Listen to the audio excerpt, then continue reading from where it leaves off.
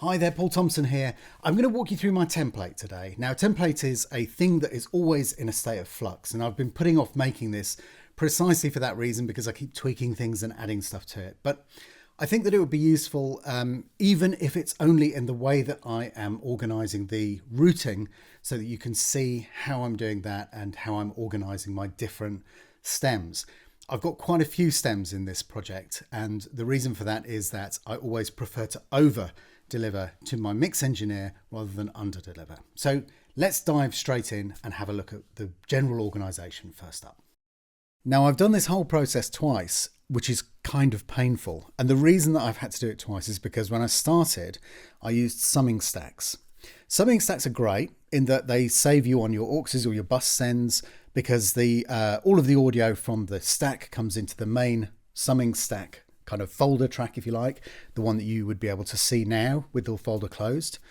Now, the downside to that is that Logic has this great new functionality where it doesn't load anything when you first load a session until you actually either activate it, or if you load in a queue where there is MIDI data on a particular track, it will load the samples for that track. So any of your VIs don't load until you actually need them. Now, this is brilliant. But the problem with the summing stack is that if you accidentally close it while you have something selected within that stack, or if you clicked on it in order to rename it or anything like that, it loads every single track, every single VI, all the plugins on every track within that summing stack. Now, I used it like this for quite a while, and then it got to the point where I was like, I'm losing time now to this functionality. So I need to redo the whole thing and put them now all into folders. So what I have now is folder stacks, and those folder stacks I've organized kind of at the top here. They're like the way that the score page is laid out. So you've got woodwinds at the top, then brass, then strings, obviously solo strings is its own section. Then I've kind of gone off piste. I've done percussion, various other bits and bobs, and we'll go into these kind of as we get to them. Now, the first thing that you'll see is I've separated my sounds into long and short for the orchestral stuff. Why have I done that? Well, you will tend to need to add slightly more reverb to long notes than you do to short notes. There are a couple of different reasons for it, but the main reason is it just sounds right if you do it like that. The short notes will excite the room much more. They'll have a very, very clear and an audible reverberation that's happening in the room. The long notes, the reverberation doesn't tend to be as strong in the release, what we call the release of the sound. And so therefore they do need a little bit more help when you're balancing up the amount of reverb that you're sending everything to. So here we go. Let's have a quick look and see what I've got. So up first is the ensembles.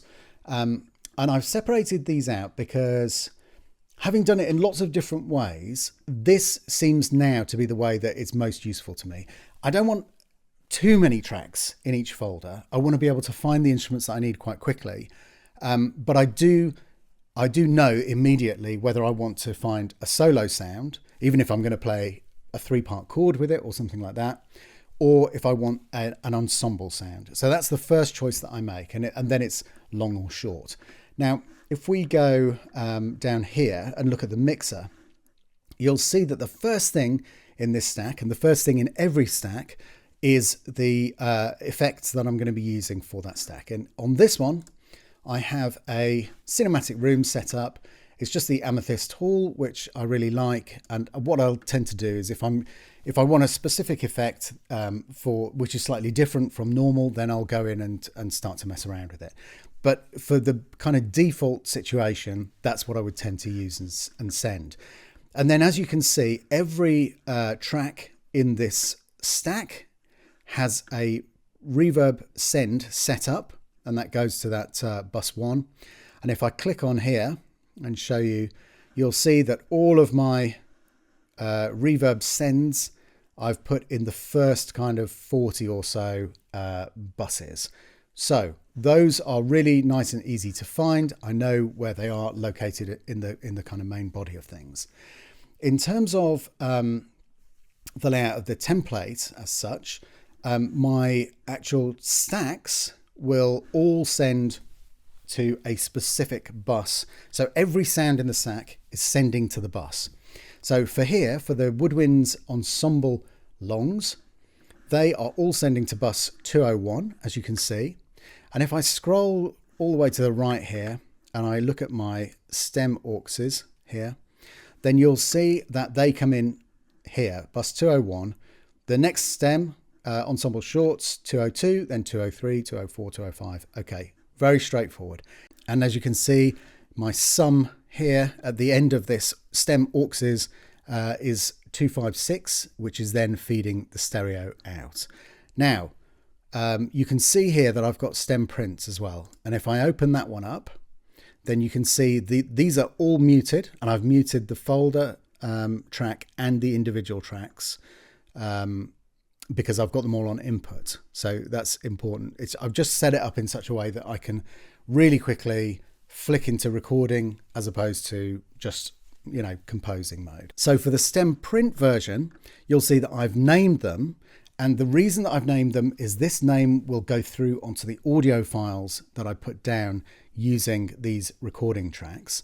And then they will be very consistent and easy to drag into Pro Tools, because Pro Tools looks at, you know, the first few letters or numbers of the audio file and matches. You can match tracks and you can easily drag them in, and they're all in the correct order. So 001, and then just going through, each has the number for the stem. Again, they come in on the buses, the same buses, and they go still to bus 256. And then we can see here bus 256 at the end, the sum bus. So I'm also bouncing down my mix as well, which is a great reference.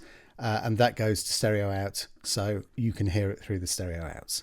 Now, obviously, those are muted so that when we are working, we're not hearing two lots of everything.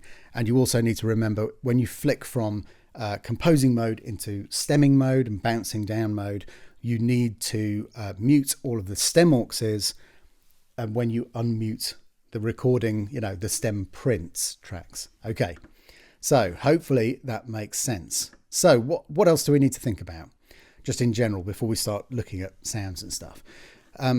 We need to think about the fact that I've got the reverb here and I'm sending it to the stem. Now, there are situations where that's great and there are situations where that's not great. If you are very happy with all your reverbs and you don't want your mix engineer to reproduce them, or let's say you're delivering to a dub stage, you will want to put the reverb down and you'll want to have it there set at the level that you want it.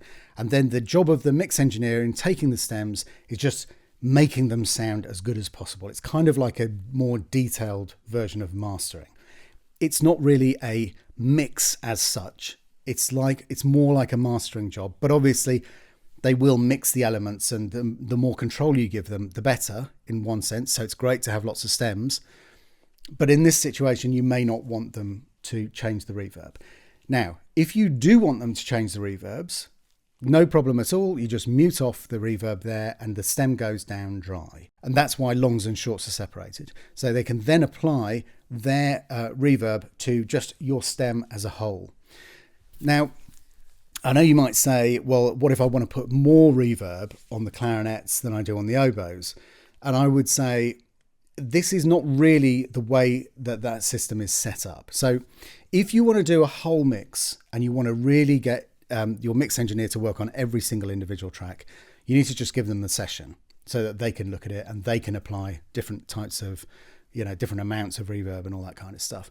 When I'm doing it like this, all of my little bus ones here for the woodwinds are basically, I would select them all. So super easy. I just go from here to here, and then I go like that, and I set it and I find the level that I'm happy with. And that is the level for all of the tracks inside Woodwind Longs. So what have we got in here? Well, we've got stuff from Abbey Road 1. We've got the basic ensemble sounds here.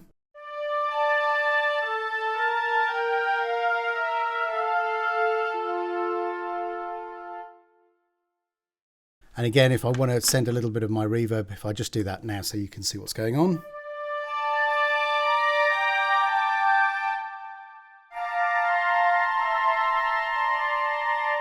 So you can see It's all coming in through there. It's going down the other end to my stem and then out the stereo.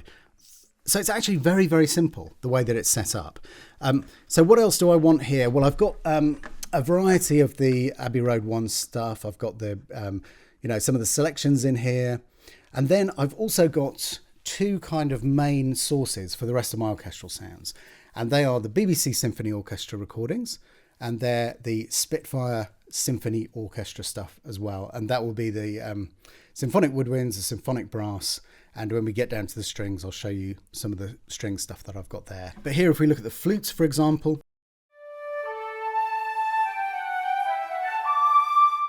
so that's a really beautiful sound.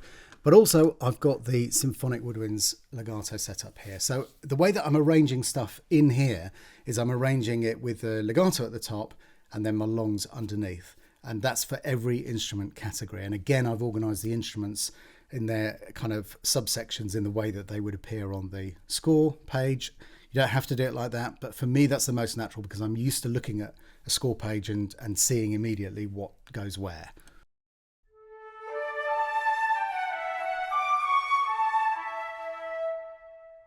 Now I've got this set up with just the tree mic, but actually on occasion I sometimes go through and I switch everything to the outriggers. Some sounds I prefer the outriggers alone when I load them up. So again, it's kind of, it tends to be the sounds that appear wider apart in the studio. I often switch to the outriggers for because it makes a bigger difference to the width of the sound than using just the tree.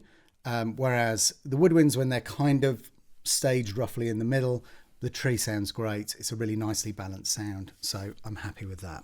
Now you'll also see that I've got some effects loaded up here, and these are from Albion 4 Uist. And the reason for this is that I want to have a really great grab bag of stuff easily available. I don't want to have to be searching, loading. The whole point of this template is to get me everything that I could possibly need to use on a job up, ready to go. And then once I'm a few cues in, I would probably hone it down and get rid of some of the stuff that I'm not using, just so it's a little bit easier to navigate. But certainly at the very beginning, I want to see as much as possible so that I can quickly go around auditioning sounds and all that kind of stuff. Now, something interesting here to look at is that I'm using articulation sets at the top here. And this is really, really wonderful because if you just select the sound that you want to use up here and then play, then it automatically, I'm using here Locked UAC key switch. It automatically switches to the correct sound, and those sounds in your piano roll are then locked into that particular key switch, that particular sound in the patch. And if I pick something else, so a quarter tone chromatic cluster,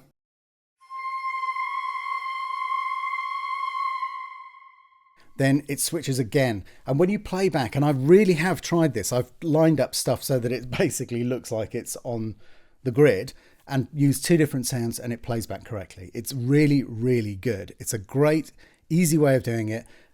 It's not like normal key switching where you have to make sure the key switch is lined up just before the note and all that kind of stuff. It just makes things so much easier and quicker. And it's shortcut to creativity. That's the kind of thing that I'm always looking for in a template. How can I make it as easy as possible for me to access the sounds that I need, not to be thinking with my engineer's head about, oh, how do I do that? Oh, I need to put a key switch. Which key switch is it? C-3 or C-2, and C-3 doesn't exist. And all of that stuff. What I'm doing now is I'm just picking it from a list, go, and I'm up and running, and it plays back perfectly every time. Now, these articulation sets that I'm using, you see that you just load them over here. It's really, really straightforward, very, very easy. They come from Babylon Waves. And they're called Art Conductor, and I highly recommend them. They're fantastic. They makes everything so much quicker and easier to use. They're really, really useful. Link below. Okay, now let's have a look at the next thing down, which is my ensemble shorts. And in here, I've got things like mordant separated out because that's sometimes, easier and more, anything that I'm going to use a lot, I'll just have it on its own track. and love that stuff. Very, very useful to have that nice and easy to, easily accessible. And then we've got the normal short notes. And again, I'm using the articulation maps here. So I can go to short overblown, for example, or indeed a multi-tongue or a trill. Get everything loaded up, get everything ready to go. Use the articulation set, nice and simple. Again, I've got some the short effects down here from Soloist. So those are all ready to go as well. And that takes us through the ensemble section of the woodwinds. Then if I want to get a soloist, I dive in here. Now this is the first thing that you'll see. There's a slight difference here. And that is we have a soloist superverb. And for that, I'm going to demonstrate for you with the bass flute. So we have this fabulous bass flute recorded by Andy Finden. And it sounds like this, just coming straight from the hall. It sounds like this.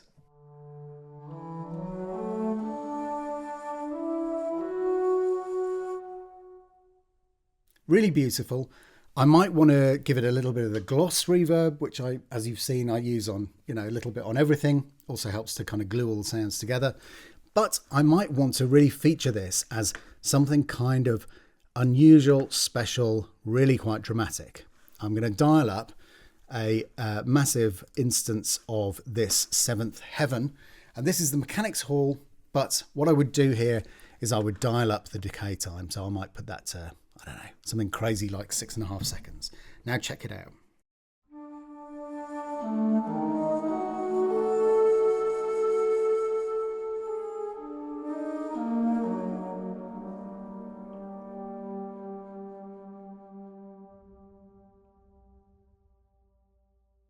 And then we have that fabulous, kind of all enveloping kind of reverb.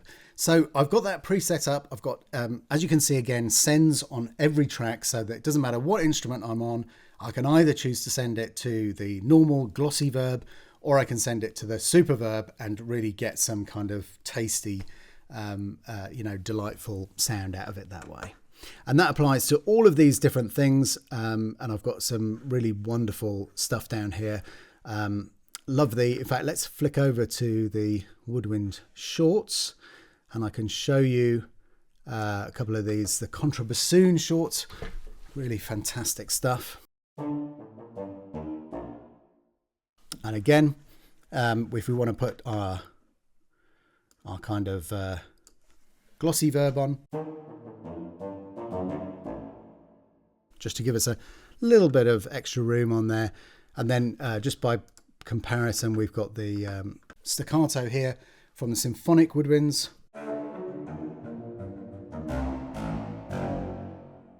Now, as you can hear, that is quite a lot more reverberant because it's recorded in Lyndhurst compared to the BBC Symphony Orchestra contrabassoon short, which is recorded in Maida Vale, which is a large room, but it's more of a scoring stage style rather than a hall style.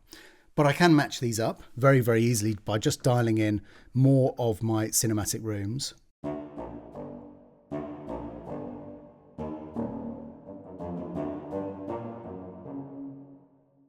It's a different type of sound, but it's certainly, in the context of an orchestration, it's going to match. You're going to get the same kind of emotional reaction to it when you're listening to it in context.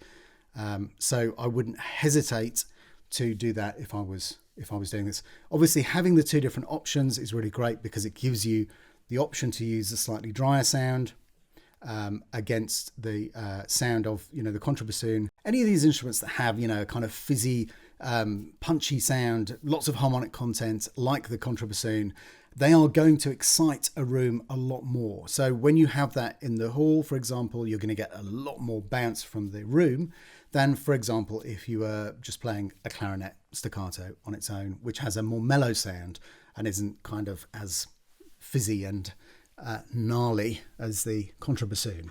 What have we got next? Well, we've got brass ensembles, and again, it's the same vibe here. I've got all of my Abbey Road 1 stuff. I've got the BBC SO and the symphonic stuff in here. And there's some interesting bits actually here because the symphonics has a couple of different size sections. So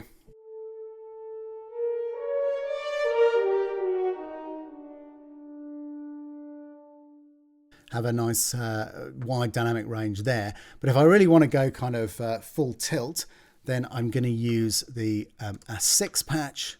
And actually, I'll leave the tree on for now, and then I'll show you with the outriggers.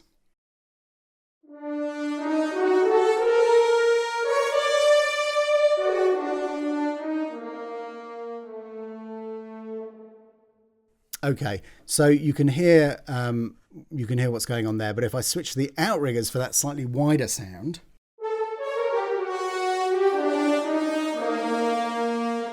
now you can hear that the sound has kind of expanded. Because I've turned the tree off, the kind of central focus, in a sense, has dropped. So, you might consider that you use both of those mics simultaneously to get a nice wide sound that still has a solid core in it.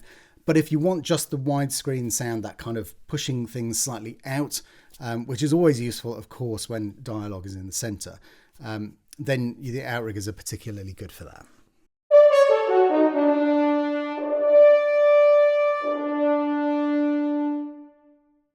And again, there we've got the BBC SO. And the reason you might think, why have you got the same instrument in so many different times?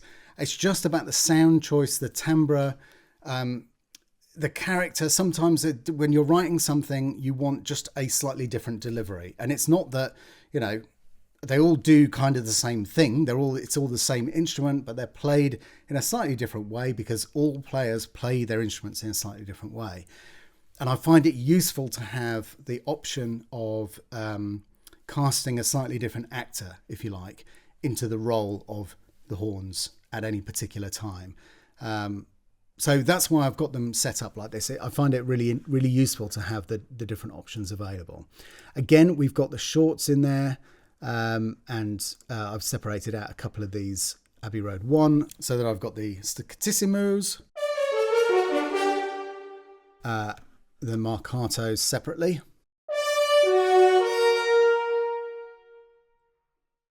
So and all of these ones again are set up with just mix 1 up front, and I'll tend to use that as my default, and then if I want to tweak the sound, I'll go in and set up.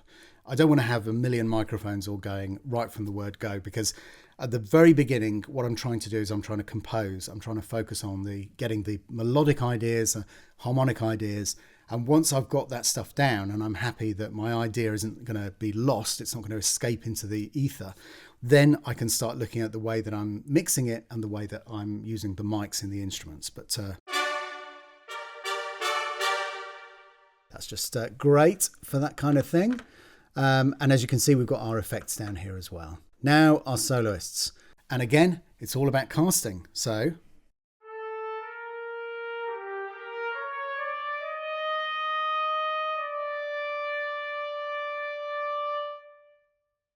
that has a different kind of vibe to the symphonic version.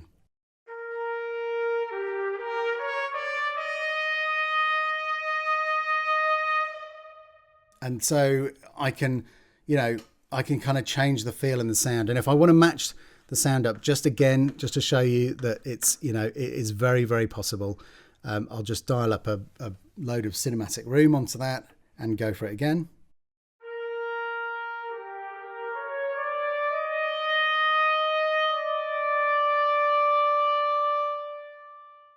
And you can get the same feel, and that's what it's really all about.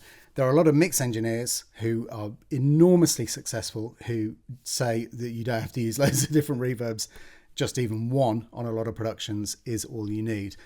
And so I think that we sometimes overthink this kind of thing. Now, I've also got my superverb as well. So if I wanted to, again, dial up the seventh heaven and put something crazy, maybe not 20 seconds, put something crazy on there, and then get the old BBC SO trumpet through that.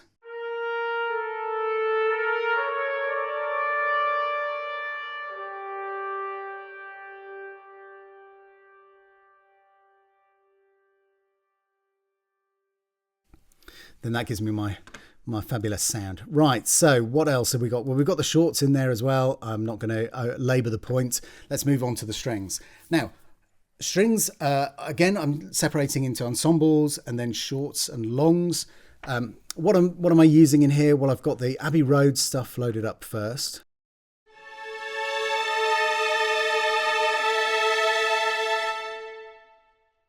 I've got the symphonics loaded up here, and again, let's actually pick the consort. I've got the outriggers as my kind of basic mic for these.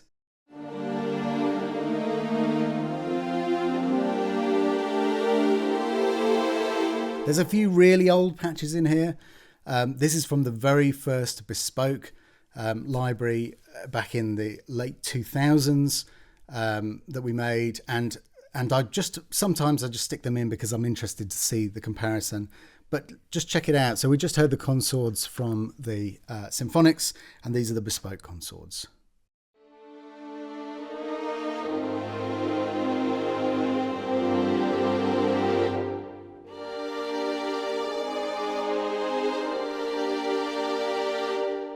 It's interesting. It's a kind of different sound. Let's go back to our symphonics. Actually, I should put the tree in for a proper comparison and the close, because that's a mix that you're listening to there. So with the same kind of mics.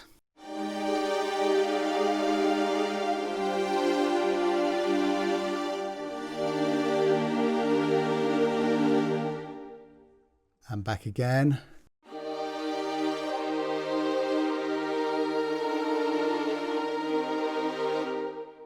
Just a slightly different sound, and this is the thing about templates. It's about getting options in there so that you can quickly just audition different types of sound while you're still searching for the kind of heart of the cue that you're writing.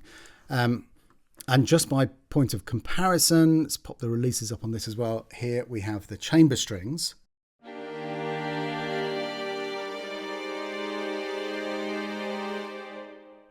Beautiful. And just again to compare our bespokes.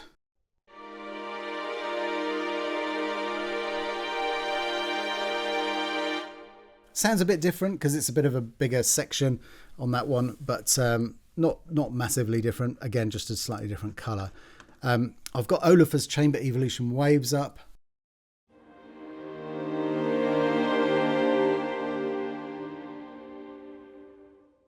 Lovely. That's a really lovely sound. And then what have we got here? We've got a couple of different options again. We've got Christian's fabulous Solstice, which has some lovely stuff. And I would obviously be popping a bit of reverb on these. I've got these all set to completely dry, so that I can then kind of adjust it to exactly how I've decided to cast this. But I've got the kind of core of the sounds all set up.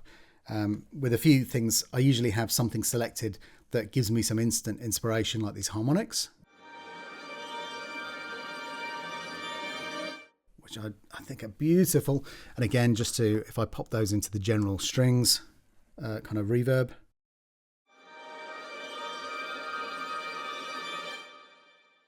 That sounds really nice. The Neo stuff I love as well. And again, I've just picked a patch that gives me instant inspiration here.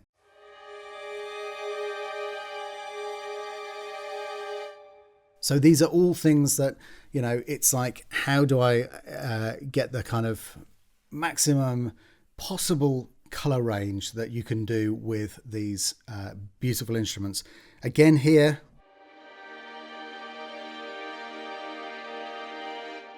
that's really lovely. And I've set up the art map again here, just to give me access to everything as quickly as possible. The fabulous Originals Cinematic Frozen Strings.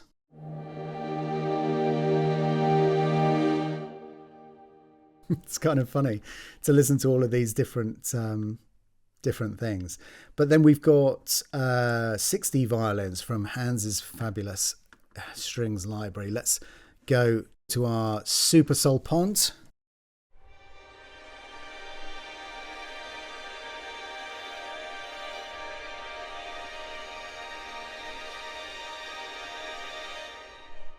Just tons of fun. And then you've of course got these all separated out into the sections. It's just an embarrassment of riches. I mean, just picking one at random, the old cello right, and again let's look for something Interesting. How about super flautando? Do you love a bit of flautando?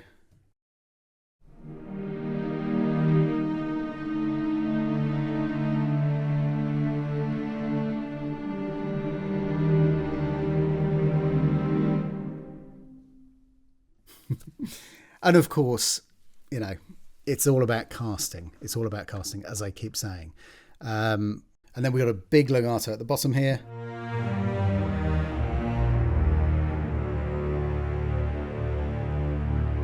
And if I really want to kind of boost stuff,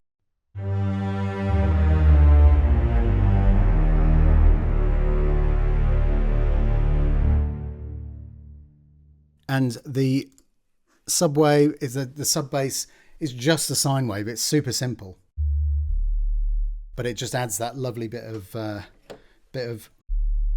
stuff at the bottom. Now, you need to be aware that the LFO is switched on. So sometimes I like it because it adds a kind of nice undulation to the sound. Sometimes I think it's terrible and I switch it off. But be aware that by default, if you just load up the default patch, it will be in there. So as you're moving the mod wheel, you're changing the LFO, and so your subwave will be modulating itself. Okay, so where does that take us to? Oh my goodness. Okay, now let's call that the end of part 1. I am aware that I originally intended to be a 5-minute video. I'm just rambling on and getting way too excited about this. So let's call it Strings Ensemble Shorts is where we'll pick up for the beginning of part 2. It's not as complicated getting through some of this other stuff towards the bottom of the template. There aren't as many patches in there and effects and things like that. So it should be probably a game of 2 halves if we do that. If you've made it this far, thank you for watching. I hope there's been some useful stuff in here that you can take away and use in your own template, or maybe, add just little elements of some of the ideas that I've discussed. If you've got any ideas that you want to share with everybody else, then put them in the comments below. Any questions in the comments below. And it's all about helping each other to get better. I think that we can, everyone has ideas about how they do stuff. Peeking over somebody else's shoulder while they're working is really, really useful. You pick up stuff so quickly by seeing how other people do stuff. So I would love to hear any ideas that anyone has about, templates in general, ideas for how you might set up certain sounds and things like that. Thank you very much for watching part 1. See you in part 2.